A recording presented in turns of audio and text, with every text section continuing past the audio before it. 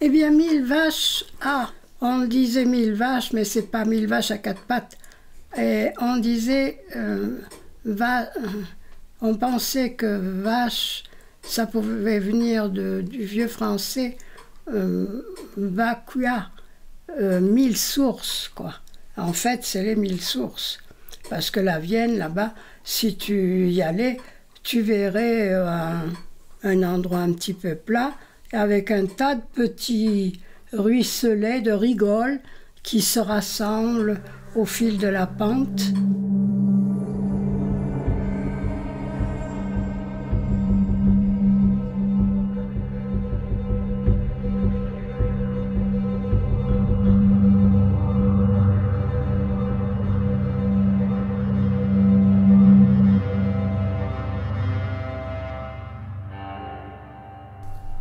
Chaque parcelle a son histoire. Même les plus petites ont leur histoire, liée à la famille qui les travaillait. Là, c'est quand même une histoire de famille et puis l'histoire de France qui s'y rattache avec la guerre de 14 et ses drames. En respectant ces arbres, j'espère respecter leur mémoire. C'est vrai que toute la génération qui a pu voir monter ces arbres n'est plus là aujourd'hui. Mais ils ne peuvent pas parler. Ils ne peuvent pas dire ce qu'ils ont vu. Regardez un peu la hauteur des fûts de chêne. Donc ils sont de l'âge des poilus de la guerre de 14. Puisque mon arrière-grand-mère était enceinte de mon oncle qui a été tué à la guerre de 14. Donc ça ramène à l'âge des soldats russes de la Courtine, à quelque chose près. Ça faisait 23 ans en 17.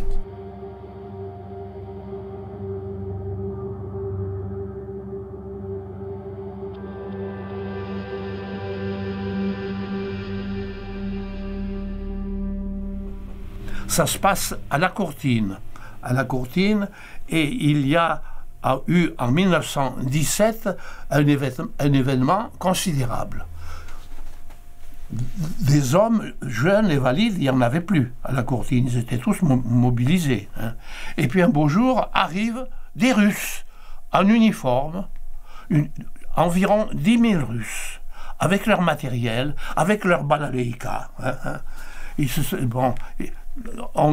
Qu'est-ce qu'ils faisaient à la Courtine? Alors, il faut se rappeler ce qui s'est passé en 1917. Eux, les soviétiques, naturellement, ils ne voulaient plus faire la guerre, ils voulaient faire autre chose. Ils voulaient faire la révolution soviétique.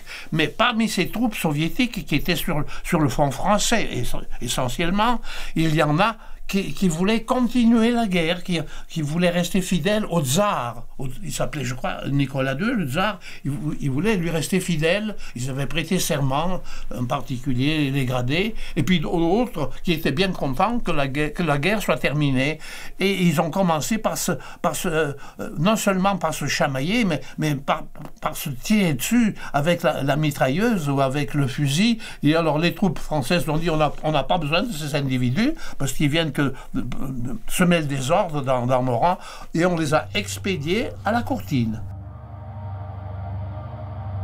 On les avait échangés contre des canons et du matériel militaire, il faut bien le dire.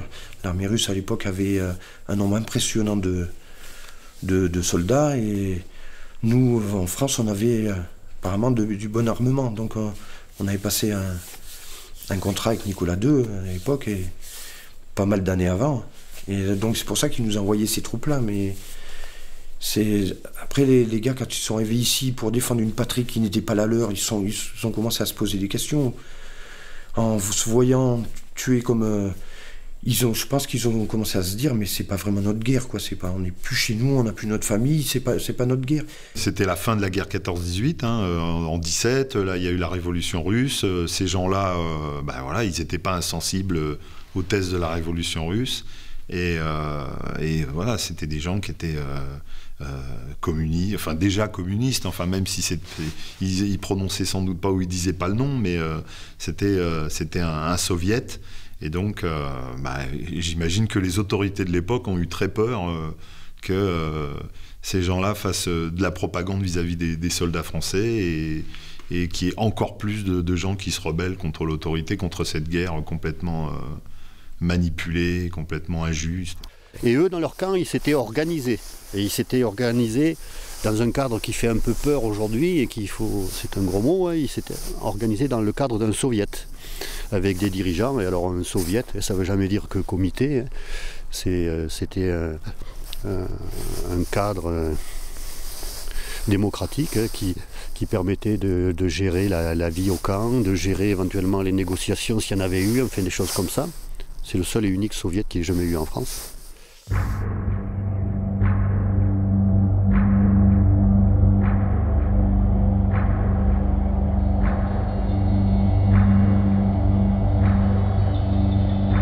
Вам известно, что в лагере Лакуртин нас около 9000.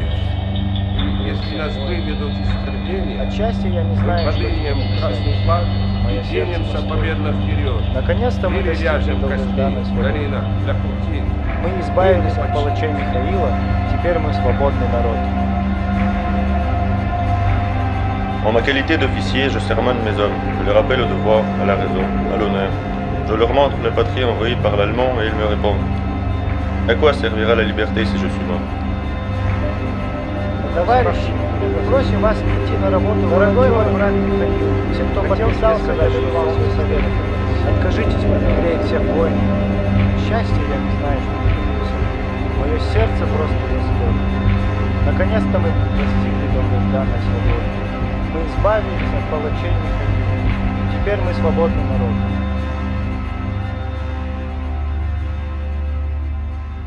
Oui, alors je suis allé rencontrer des gens et j'ai constaté que personne ne s'en souvenait. Même les vieux, parce que moi j'y suis allé combien de temps après, hein, c'était en 1917, moi en 1917 j'étais à peine né, hein.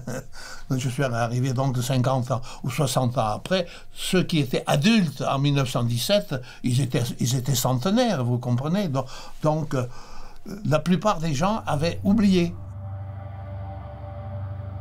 Les trois personnes moi, que j'ai rencontrées qui vivaient là à l'époque disaient que oui, ils ripaillaient beaucoup.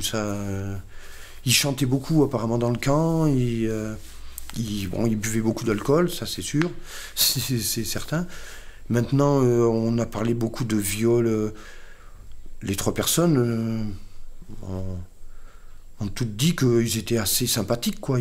Par contre, après, bon, ils faisaient que ripailler et il n'y avait plus de discipline, ça, apparemment, c'était flagrant. Les femmes étaient très contentes, elles venaient voir les Russes qui dansaient, et puis les femmes n'avaient plus d'hommes, les hommes étaient mobilisés, hein. Ils étaient sur le front français, et il y a eu beaucoup d'intrigues qui se sont produites entre les femmes de la Courtine, de Guéret, des environs, du plateau de Mille Vaches, et des Russes. Il y en a eu beaucoup. Il n'y avait plus d'hommes là, vous savez bien comment sont les femmes, et les hommes aussi. Si on les rapproche, on sait bien à quoi ça aboutit. Bon. Lorsque ma mère est décédée, hein, eh bien, dans ses affaires, j'ai trouvé plein de petits trucs écrits comme ça, des trucs écrits à la main, hein, sans faute d'orthographe. Et puis, bon, j'ai trié un peu ça. Hein.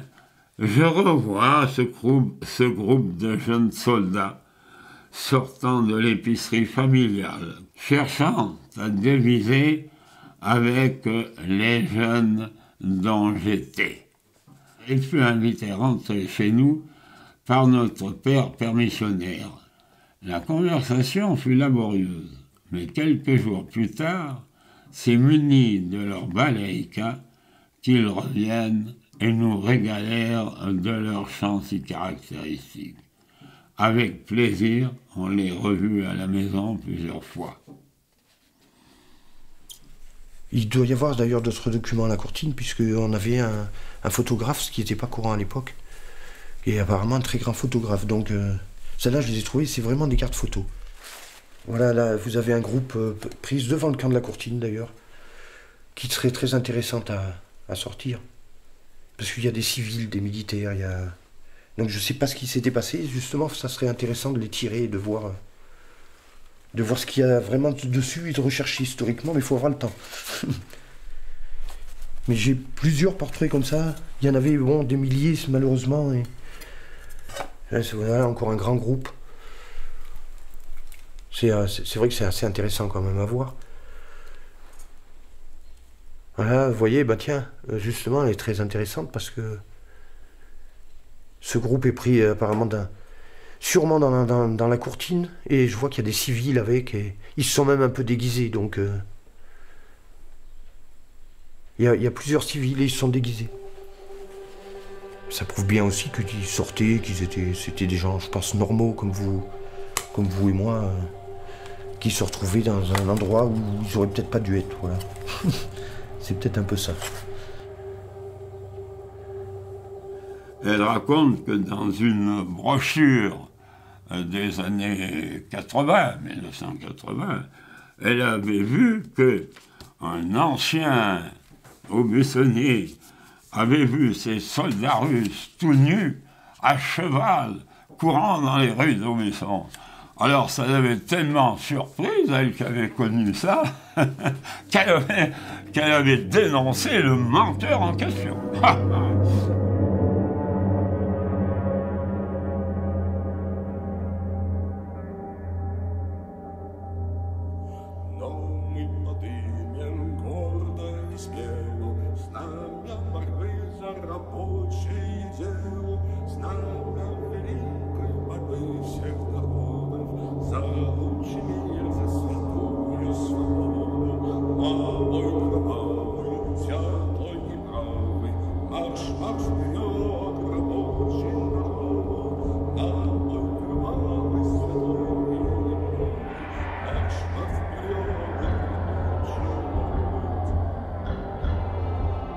Поскольку газеты разгласили наш бунт по всему миру.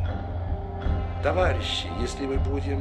Camarades, unifions-nous et refusons catégoriquement d'aller sur le front français. Encore une fois, nous prions, nous exigeons et nous insistons pour qu'on nous envoie en Russie. Envoyez-nous là d'où nous avons été chassés par la volonté de Nicolas le Sanglant.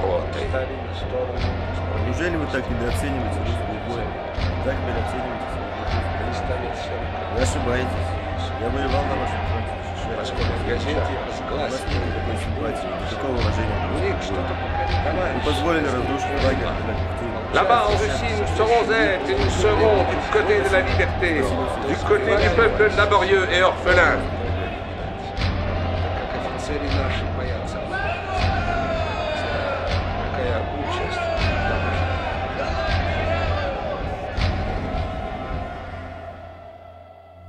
C'est un événement qui est venu dans un processus, hein, puisque le plateau de Millevaches, c'est quand même une zone qui était, de par son histoire, très anticléricale. C'est là le berceau du communisme rural et tout ça. Donc il y a plein de facteurs qui font que effectivement, il y avait ce camp militaire aussi, hein, donc au cœur du plateau. Après, voilà, les gens qui étaient là, les Russes qui étaient là, qui se sont révoltés, eux, ils étaient complètement en dehors de cette histoire. Par contre, je pense que ça a influé un peu dans puisqu'il y en a qui ont eu évidemment des relations avec les gens qui est du coin, et ça, il y a eu des discussions. Donc je pense que ça a quand même influé aussi sur l'avenir politique du plateau, quoi, sur son histoire.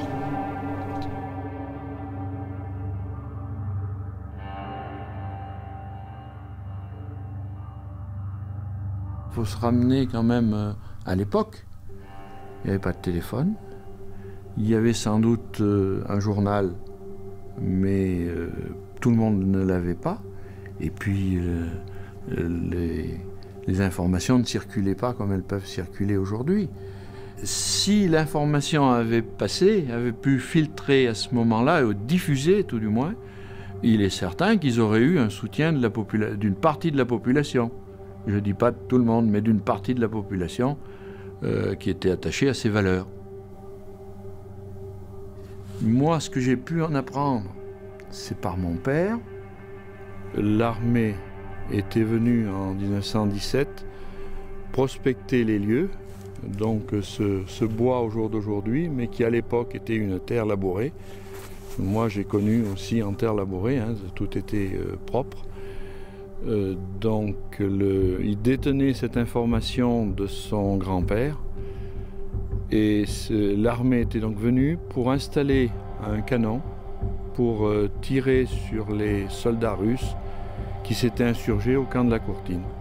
Le camp de la Courtine qui se trouve sur le plateau de Millevaches et qui est sur la butte qu'on voit en face de nous. 30 km à vol d'oiseau et donc même de visu, à l'époque, on pouvait voir en direct le camp de la Courtine d'ici.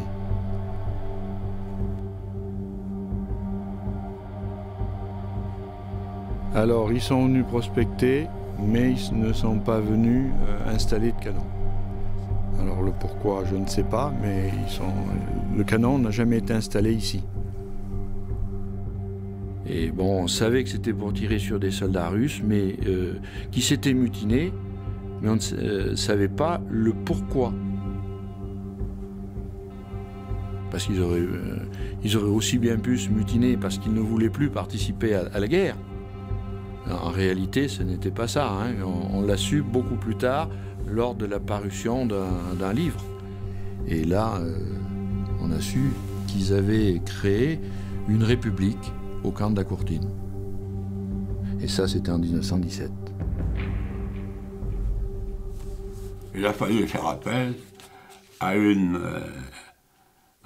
des détachements de l'armée russe fidèle au tsar. Et ce détachement est un détachement d'artillerie qui est arrivé à proximité, région d'Aubusson, etc. À la mi-septembre, ce troisième contingent, fort de plusieurs milliers d'hommes, est dirigé sur la Courtine. Il dispose d'appui de l'artillerie française et d'éléments de cavalerie. Une partie de la troupe dirigée sur le camp du Cournot revient au Verminier, maintenu hors de tout contact avec ce troisième contingent venu d'ailleurs d'on ne sait où. Ah, c'est très intéressant. Ça montre comment ils ont manipulé, ils ont fait tout ce qu'ils ont pu pour éviter le contact entre les uns et les autres.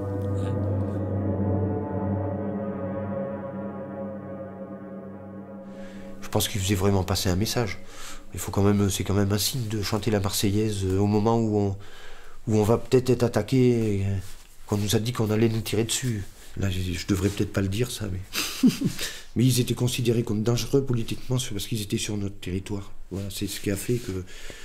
Je pense que le gouvernement français a choisi un camp.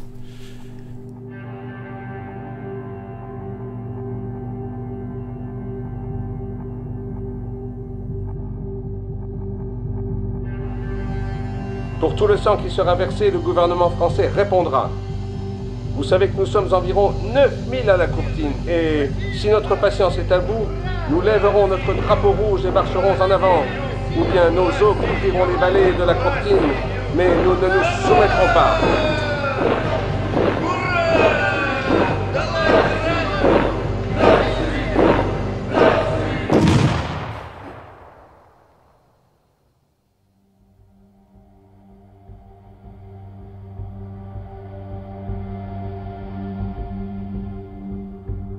Вставай, поднимайся, рабочий народ, иди на врага легколобный, раздайся клич мести народной, вперед, вперед, вперед, вперед, вперед.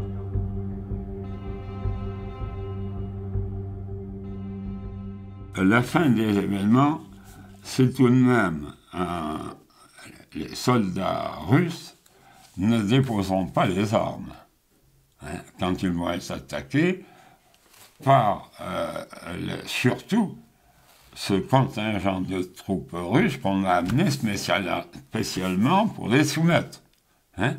Ils ne se soumettront pas comme ça. Ils se battront jusqu'à l'ultime moment.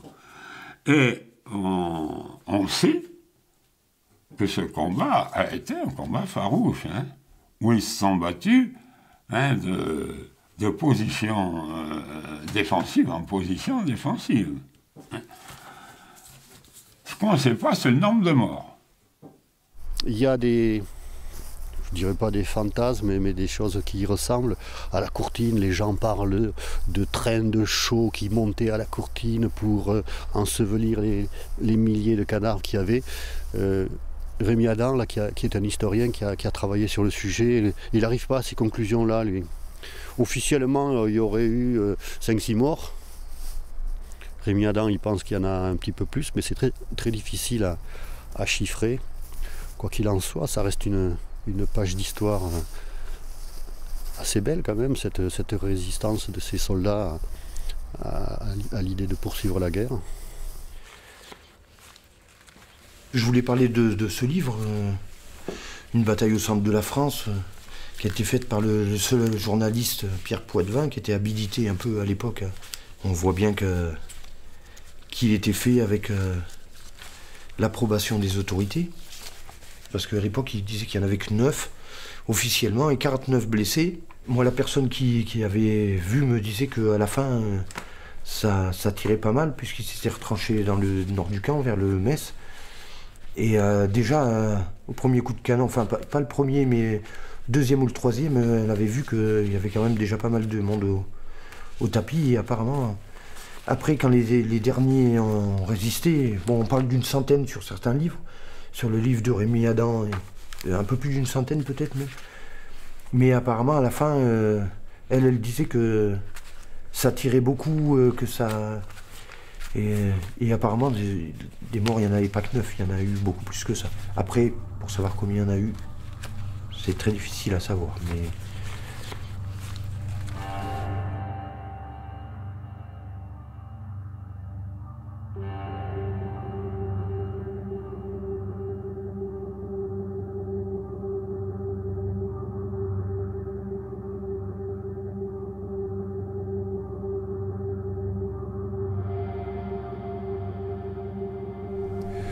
Il y a eu des escarmouches, des tirs de sommation. Ils ont lâché leurs chevaux et finalement ils ont fini quand même par se rendre. Certains auraient été enterrés clandestinement dans le bois qui est derrière les casernes. Et la commission d'enquête qu'il y a eu par la suite, ils ont fait en sorte de rechercher ailleurs. Mais enfin ça, c'est la rumeur du pays.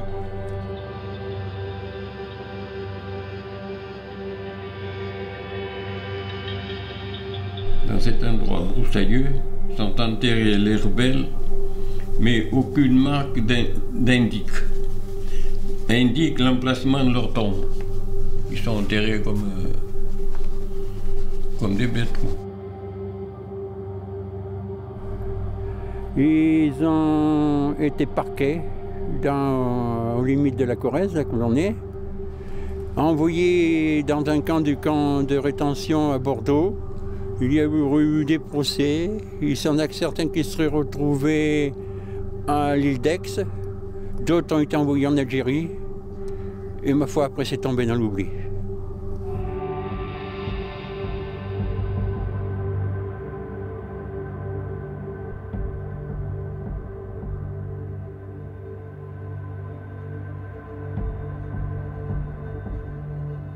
Je pense qu'il y a beaucoup de fables autour de ça. On saura peut-être petit à petit en faisant des recoupements.